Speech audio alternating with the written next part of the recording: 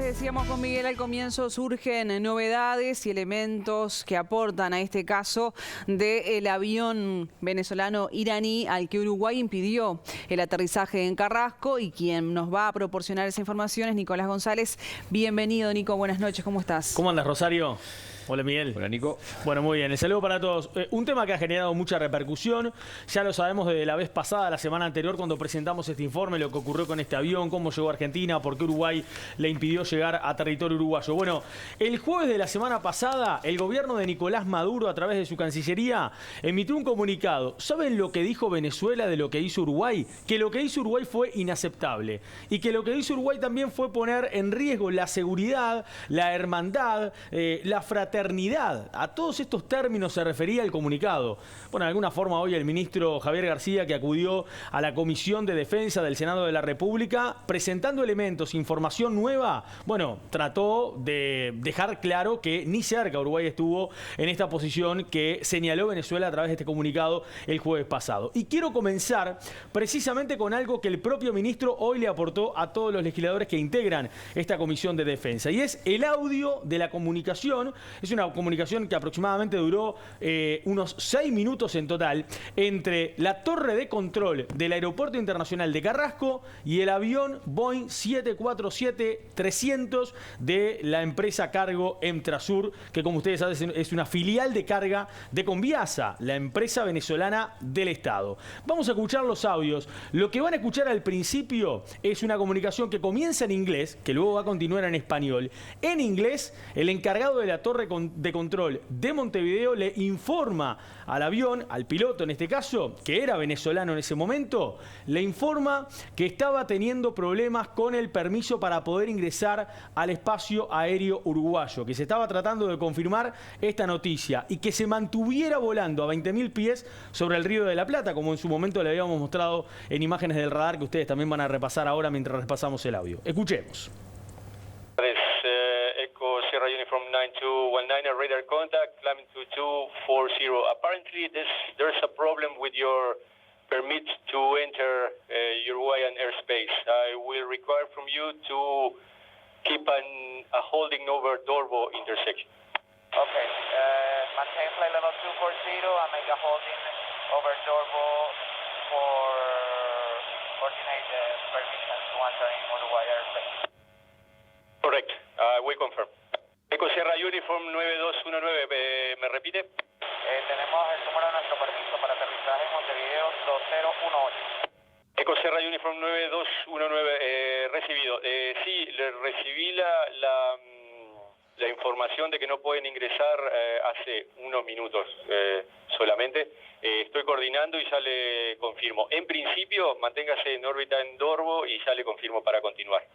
Ok, mantenemos en órbita en Dorbo y pendiente para continuar. Eco Sierra Uniform 9219. Montevideo, Eco Sierra Uniform 9218-19. ¿Tendrá un estimado de tiempo para nosotros para la operación?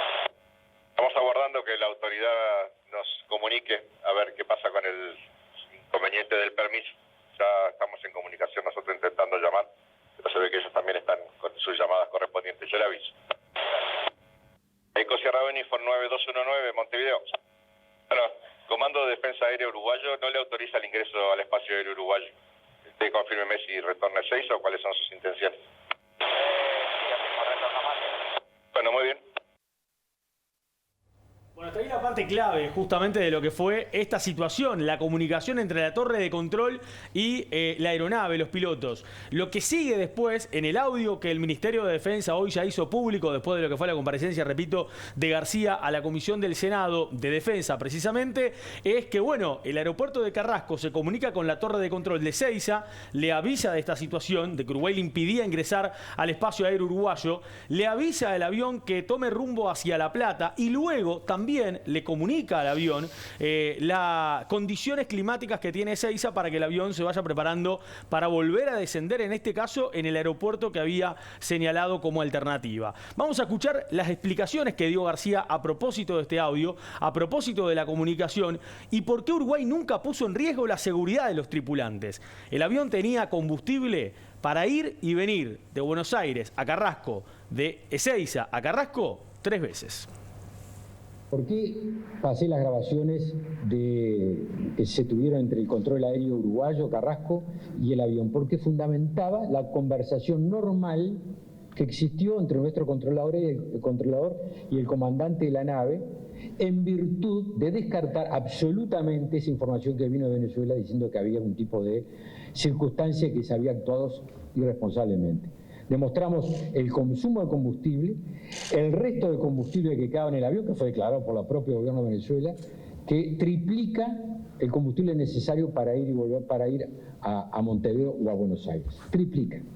Es combustible el restante, según declara el propio gobierno de Venezuela, combustible 17.000 litros de combustible, el que se necesita para volar más de 1 hora 10 en este tipo de avión.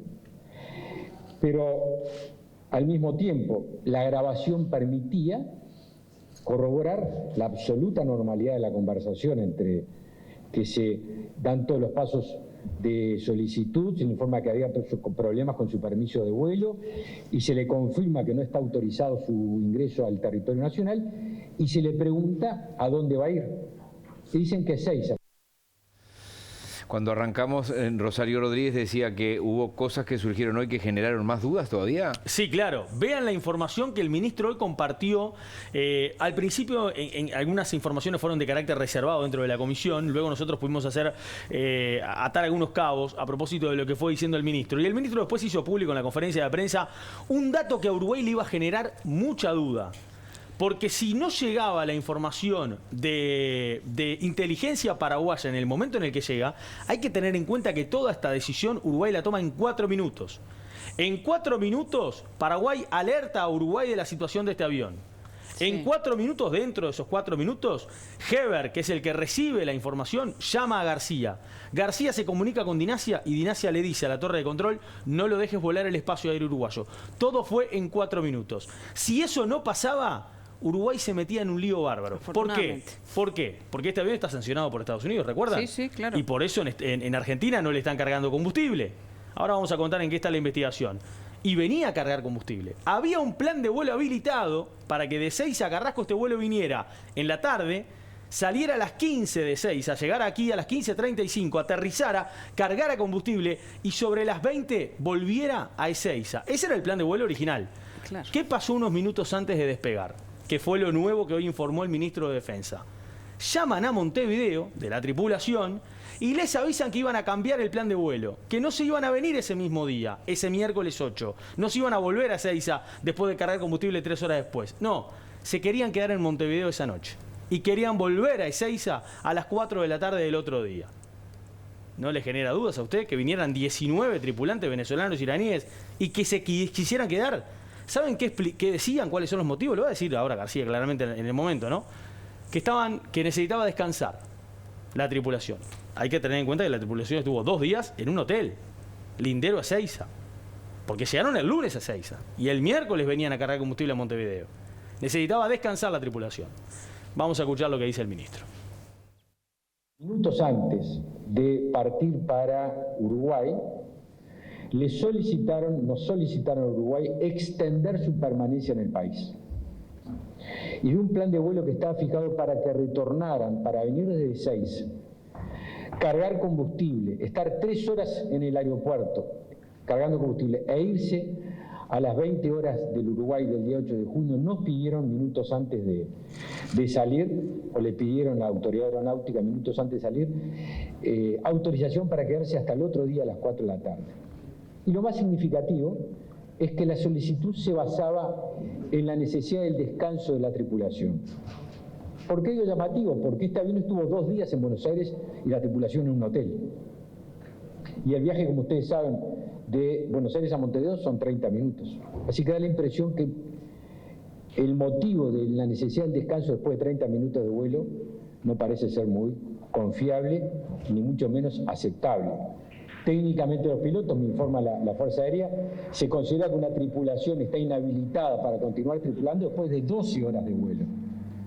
Así que cruzar el Río de la Plata, después de 2 días de estar descansando en un hotel, no parece una actividad que pueda servir como argumento para extender 24 horas su permanencia en el país y por lo tanto su permanencia transitando libremente en el país. Algo realmente llamativo. Y luego de la comparecencia del ministro García en el Parlamento, ¿qué ha dicho la oposición? ¿Dijo algo? Vamos a recordar que el Frente Amplio lo convocó. Porque Exacto. el Frente Amplio entendió que era necesario contar con toda la información de qué era lo que pasaba. A ver, el Frente Amplio no cuestiona la decisión tomada por el gobierno. En realidad es el gobierno el que tiene en este caso la potestad de tomar esta decisión. El Frente Amplio lo que cuestiona es que en realidad haya dependido el gobierno uruguayo de tomar esta decisión de una información que llega de Paraguay. Porque si esa información no llegaba en tiempo y forma, Uruguay se metía en un brete. Eso es real. La realidad es que el Frente Amplio lo que señala es que, bueno, inteligencia de Uruguay debería estar más atento con este tipo de casos, como en este caso lo tuvo Paraguay. Acá está lo que decía Sandra Lasso. Hoy tenemos al Ministerio que toma la decisión a partir de lo que es la información brindada por un servicio de inteligencia estratégico de una nación hermana.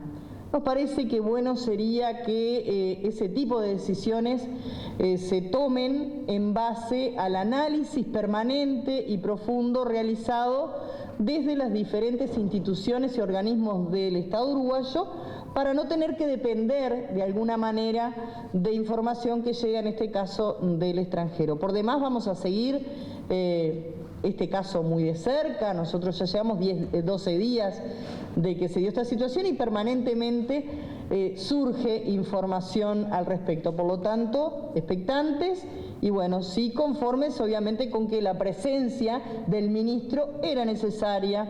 No es lo mismo que el Parlamento tome conocimiento en forma directa y con información calificada, alguna en carácter de reserva, otra pública, pero en definitiva es una instancia que no se puede esquivar. Brevemente, en Argentina, ¿en qué está la investigación? Bueno, a ver, les voy a contar, vamos a repasar algunas imágenes, les voy a contar. Hay un informe del FBI de Estados Unidos que fue recibido por el juez que está en Argentina investigando la causa. El juez es Federico Villena y también la fiscal Cecilia Incardona. ¿Qué afirma este informe del FBI? Repito, que Gholamreza Ghasemi, recuerdan, el piloto iraní del avión retenido en Ezeiza, es CEO y miembro del directorio de la aerolínea Qantas Fars Air, cuyas actividades vinculadas con las fuerzas Al-Quds y el cuerpo de la Guardia Revolucionaria iraní y la organización Hezbollah. Hay otro reporte además del Departamento del Tesoro de Estados Unidos que está poniendo en duda de que en realidad este Boeing sea de Conviasa. Por todo esto la investigación ahora está orientada a verificar la propiedad de la aeronave y su llegada a la Argentina, que es parte de alguna operación ligada al terrorismo, si es parte de alguna operación ligada al terrorismo. Los nuevos datos permiten trazar algunas hipótesis, pero no alcanza para establecer en el expediente una imputación específica. El documento del FBI es la respuesta a un pedido concreto que habían hecho justamente el propio juez y fiscal de la Argentina y que en este caso tiene algo en cuenta. Este señor, Gholamreza Ghasemi, no tiene pedidos de captura ni alertas rojas ni ningún procedimiento que haya sido informado a la Argentina, por lo tanto podía ingresar como ingresó de hecho. El organismo estadounidense de investigaciones lo que hace es poner a disposición la información que dice tener en su poder y que en este caso señala que una parte fue descalificada. Hay que tener en cuenta de alguna forma que este avión, que es la filial de carga de Entrasur justamente de Conviasa, llegó a Ezeiza con la carga de autopartes de Volkswagen, ¿no se acuerdan? Sí. Bueno, ¿qué dijo Volkswagen? Volkswagen dijo que su relación es con Faurecia y que a la que le compró los asientos y otras partes para el modelo de Taos que se fabrica en Argentina es justamente a Faurecia. O sea que lo que desconoce en realidad Volkswagen es la forma en la cual se contrató la carga para que pueda llegar al país. De alguna forma se deslinda de responsabilidades de por qué llegó en este avión la carga que en realidad necesitaban. Bueno, ahora está todo incautado esto en Ezeiza y es parte de lo que están analizando justamente la Fiscalía y la Justicia en Argentina. La realidad es que, según el FBI, el Qantas Fars Air, que es una aerolínea, opera vuelos de carga con cobertura civil a modo de pantalla para las fuerzas Quds y la Guardia Revolucionaria iraní para contrabandear armas y material sensible a Siria. Por eso es que en realidad quedan dudas si este avión sigue perteneciendo a Qantas Fars Air, porque en realidad se encontraron datos y documentos dentro del avión que todavía lo hacen como que pertenece a él, si en realidad el avión es de Mahan Air, que es una aerolínea iraní, de vuelos comerciales además, o si en realidad ya es de Conviasa. Está todo muy entreverado y la justicia argentina tiene que todavía establecer esto. Mientras tanto, los 19 siguen en un hotel y no tienen los pasaportes y no se pueden ir de su país. En este caso de Argentina, ¿no? Muy bien. Gracias, Nicolás. Que pasen bien.